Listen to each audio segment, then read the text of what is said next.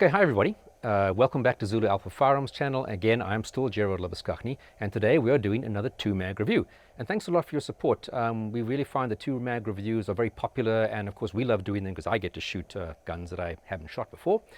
So again, as usual, please like the video and preferably subscribe if you can. That way it really gives us, again, a justification to continue boosting our numbers. So that's very, very important to us. We are again at Tactical HQ in 4 ways, who are in a way, our sponsors for this event so far. These are guns that are belonging to them, either privately owned or the shop itself. And as you might be able to hear, we again have some construction. It seems to be whenever we do these reviews, people like to suddenly start doing construction. So if you hear some unusual noises, please bear with us. There's not much we can do about that. So we're going to be looking at the Sig SAUER P365 and its bigger brother, the 365XL today. I have shot the 365, the normal baby one, before. I haven't shot the XL, so that's been quite fun for me. When I first saw one of these, it was about the middle of last year, 2020. And I was at a gun store, and the owner, Andy, at LA Arms showed me, and I was kind of like, so what? I'm not really interested in small guns. I didn't really see the point. I mean, small guns have been around for ages. I mean, if you think about it, in horrible little calibers like .22, 6.35, or even the most disgusting caliber, 9mm short. My grandfather had a Spanish looking glass many, many years ago, which was a pocket pistol. Cowboys had the Remington Derringer that you often see in cowboy movies. And an interesting fact, the Philadelphia Derringer, which was a single-shot front muzzle-loaded firearm, which was made in 1825, was actually used to assassinate Abraham Lincoln, the American president at the time. As I said, I've never really had a major interest in little guns. And I think, like things, times change, your attitudes changes. I mean, I never thought I'd own an AR, and now I own an AR. I never thought I'd own a semi-auto shotgun, and now I own a semi-auto shotgun. So I did, for many, many years, have a Glock 26, the 10-round, we've got one over here somewhere, Glock 26, 10-round capacity in the flush magazine. I bought it in about 2004, and I sold it in 2020. I never carried it. I didn't like it for a couple of reasons. Not that the gun itself is not a great gun. It's Glock quality, Glock reliability, etc. I just found that, and again, these are all safety checked, with the flush magazine, I couldn't actually fit my pinky. So it was uncomfortable and awkward to shoot. If you put the extended magazine on, it is more comfortable, but then you're kind of in the range of the grip size of a Glock 19, which is what I have here. And then I thought, well, then you may as well just carry a Glock 19, because the only real difference then is maybe 2 centimeters of barrel slide length, but I'm getting 15 rounds in a Glock 19 compared to 10. And also at the time I was carrying a Beretta 92 for work, on duty, off duty, in the police, and I didn't really want to change between a striker fire and a hammer fire. So I never really carried it, and I finally got rid of it to open up a license that I can get something else in its place. And I might end up getting one of these 365 actually. So again, for me, it wasn't really something that was of interest. I have a renewed interest though. I've considered lately carrying more frequently. Now, I don't carry on a daily basis. In fact, I almost never carry a firearm, which you may think is strange considering my interest in firearms. And that's a whole rabbit hole and a whole personal choice issue. But I've decided that I really wouldn't mind carrying more often for various reasons. But I find, although I love my Glock 19, I do carry at appendix, which I think is a right way to go if you're carrying for everyday carry, concealed carry. But I still find it, maybe because I'm a small guy, I'm 168 tall, it's still kind of a bit of an uncomfortable gun, and often shows when I'm carrying at appendix. So that kind of in a way puts me off carrying the Glock 19 or my CZ P10C as another option, which I have, same size. So I have been thinking about carrying more often, and then what are my options? And traditionally, as I said, I don't like the 26. It's basically the same thickness. I didn't like the grip, and put the extended mag, and I've got a Glock 19 size grip. So what's the point? Then kind of I started to think more and more about this little beauty over here. It's smaller. It also carries 10 rounds, so same flush mag capacity as this baby over here, but it's much thinner, and it is pretty much also smaller in size in almost all the dimensions. And that's really what this thing is for. It's made for concealed carry. It's not a home defense type of firearm. It came into production in about 2018, the normal 365. A few law enforcement agencies in the US are on record as using this as their backup pistol for their policemen, such as the Chicago Police Department and the New York Police Department. It is plus P rated, which is great because it is obviously a subcompact concealed carry firearm, which means it can shoot your plus P ammunition, which tends to be your hollow points, etc. Now, what is revolutionary about this compared to a lot of other guns is, yes, like the Glock, it had a 10-round capacity, but it was its small size in 9mm that allowed it to have a 10-round capacity. It's smaller than the Glock 2043, which is over here. This holds 6 rounds, yet slimness, it's pretty much the same, yet the Glock 43, which is again a great gun, is bigger. I don't know how well you can see that, we'll perhaps compare them later, is bigger, yet it takes 6 rounds in the magazine. So really, suddenly you had a gun that's a decent size for most hands in terms of a subcompact, but it takes 10 rounds, and that's what really made this suddenly a much more interesting gun for people to consider in terms of your subcompacts. It's definitely smaller than the Glock 43X, which is also a 10-round capacity flush magazine. So again, smaller, yet you're getting the 10 rounds also. I do know, and again, this is a bit of a rabbit hole, for the Glock 43X, you can get the Shield Arms magazine, which is a steel magazine, which takes 15 rounds. That's a bit of a game changer, of course. But this is really a true 9mm pocket gun. Of interest to note, it was also used by Halle Berry in one of the million John Wick movies. So that's just a little bit of trivia. What is its competitor? Its true competitor, because I don't really see the Glock 26 as a true competitor. I don't really see even the 43 as a true competitor. A true competitor, though, which is available recently, is the HS Product H11. It's a Croatian firearm. In the States, they refer to it as a Springfield Hellcat, but it's actually made by HS Product. Good, reliable, almost exactly the same in thickness, dimensions all over.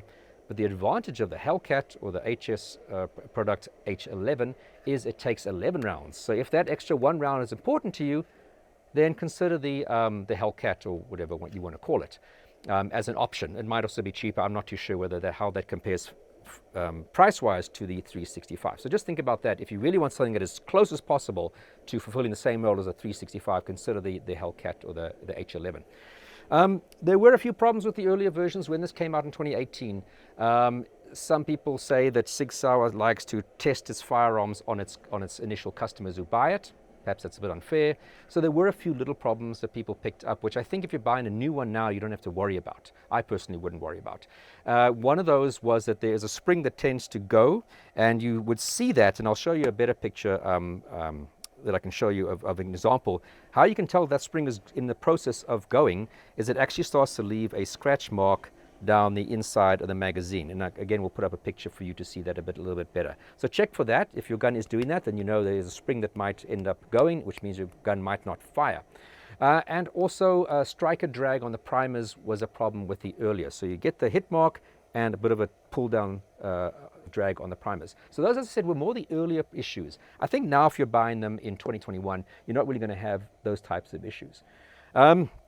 So that's in a nutshell. So let's go through the gun. You've got your front and back serrations. They're quite nice. I think they're perfect for what they're supposed to do. You've got very sleek controls. They don't stand out very much, which is great because it is a concealed carry. You don't want too much snagging.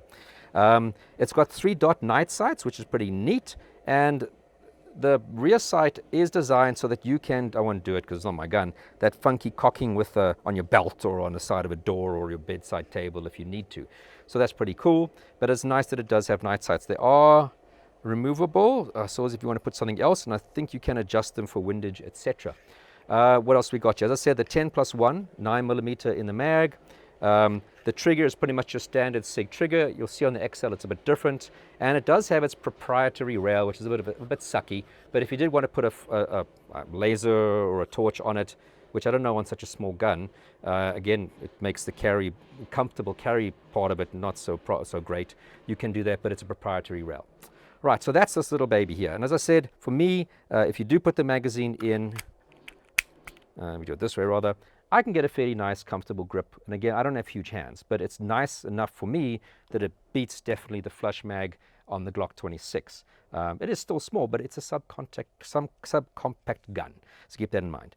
Then they brought out in June 2019 its bigger brother. And again, we'll probably give you some better close-ups, but if I have to line these guys up, you can see it's a bit taller and a bit longer. And what's the difference with the XL compared to the normal 365? Again, longer barrel, longer grip. I think they all come optic ready, so you can remove this and put an optic on. That's your choice again, whether you want an optic. I think if you do want a gun to keep it very compact, obviously you add an optic, you're making it a bigger gun.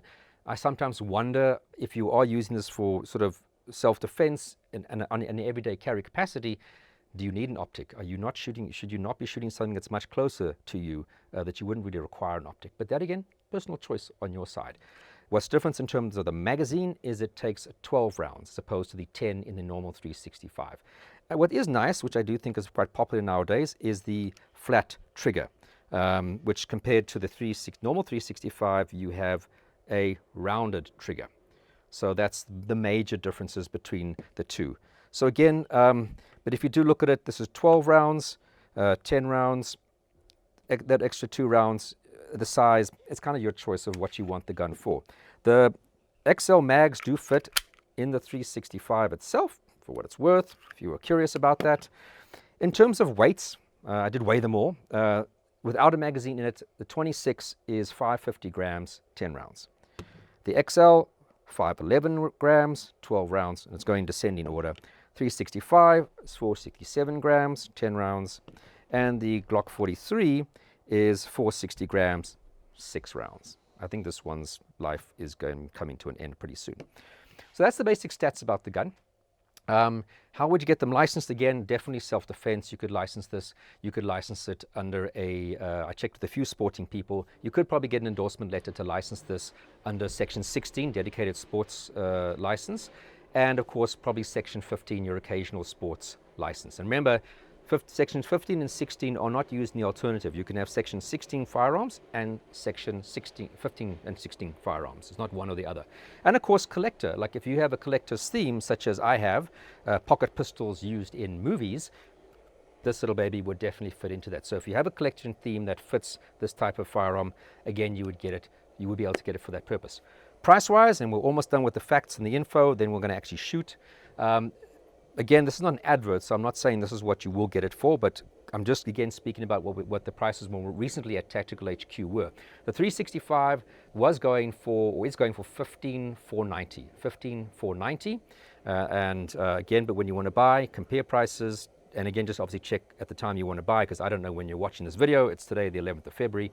Check what it's going for, but that's a rough estimate. They actually had a really great sale the other day, and I'm kind of sad I didn't take advantage of it, where they were selling this with the FTE Flat Dark Earth Baby Poo Brown extra frame for a very good price. I think less than the $15,490, and I sadly did not take advantage of that.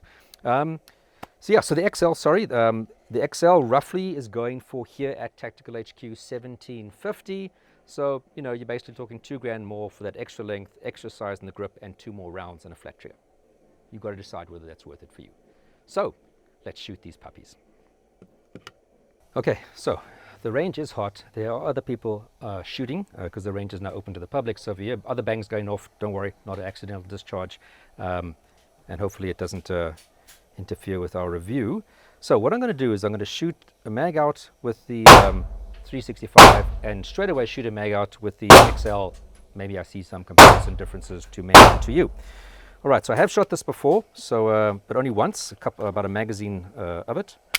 Again, for me, it sits quite nicely for a gun that it is, which is a subcompact. It sits nicely in my hand. I get my finger around the bottom grip, part of the extended grip, and that's nice.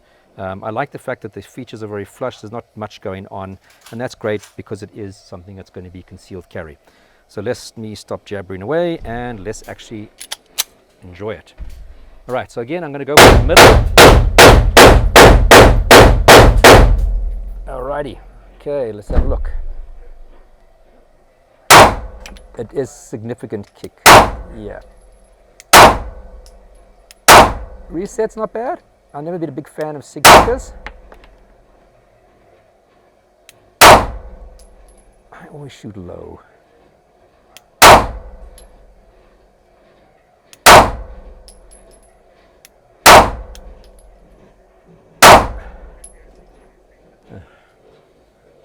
I always shoot low for some reason. Got to fix that. It kicks, it's pronounced kick. And if you're thinking that this little gun's going to be great for your girlfriend or your wife who's small in stature, it does have quite a kick. So you're going to have to get that balance right between the uncomfortableness of the recoil and what you like and the kind of gun and what you want it for. But let me not jabber too much. I'm going to go straight into the XL because I want to do a bit of a comparison on that kick and see. Flat trigger, which I'm looking forward to. Definitely the bigger size is more comfortable. Top left diamond. And you can actually feel the recoil is less.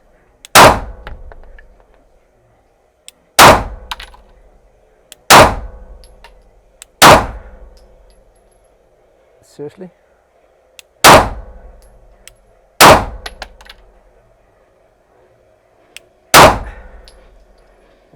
I'm even shooting worse with this one. So I shot really crappy with the XL, but it's a more comfortable shoot. I can definitely say that. The recoil is significantly less. I think just the bigger size makes it more comfortable to get a nice grip on. I didn't shoot very accurately. I shot much more accurately with the little gun. But anyway, so more comfortable shoot, but for me less accurate. Both obviously have a bit more recoil because there are smaller guns, but this definitely 365 itself, the little baby one, definitely has the most recoil, but that's just because it's a small gun, and that's the trade-off you're going to have with these subcompacts. Nice shoots. Let me load up the other rounds, next sort of rounds. I've been shooting out of these Max Tech 115 grains, so nothing fancy. Like I said, they are good to the plus P ammunition. So you can load that kind of stuff you do want to carry as a concealed carry. I'm just going to load in a few rounds, and then I'll just do the same for this puppy. And then we've done our 2-mag review. Speed loader does work. My faithful little mag up Lula.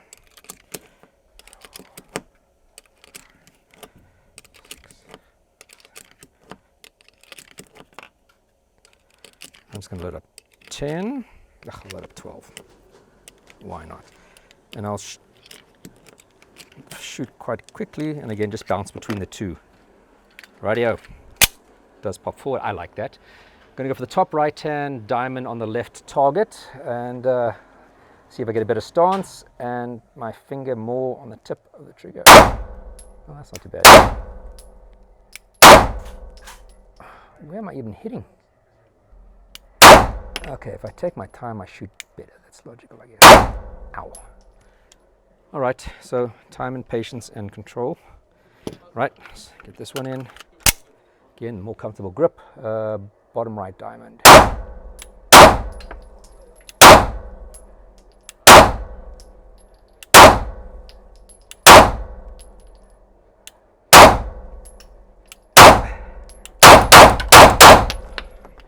can't really say whether I prefer the flat trigger or the round trigger.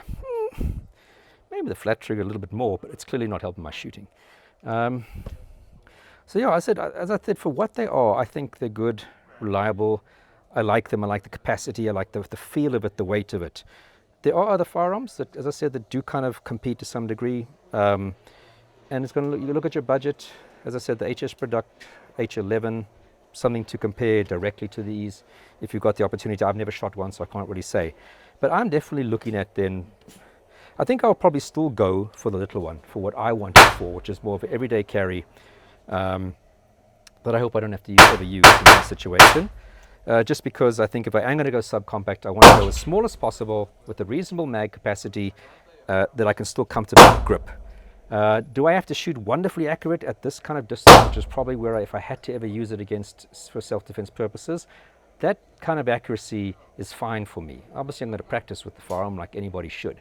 But I think that kind of accuracy and grouping is okay for what this particularly is and what its purpose is. So definitely come and check them out. I think that's all I have to say, so I'm going to stop talking. Thanks a lot. Again, support our show if you can. We really enjoy making these videos. It's a lot of fun. Thanks to Tactical HQ again for their support. As I said, they don't pay us. They don't tell us what to say. They leave us alone to do our reviews, and we really appreciate that. It's not an advert. It's a review. But again, as I always say, go out there and look at what other people say about the same firearm. I've tried to look at a whole bunch of reviews to condense it into what I present to you. So once again, I am still Gérard Labuskaghni, and this is still Zulu Alpha Firearms channel. Be safe, be legal, and be responsible.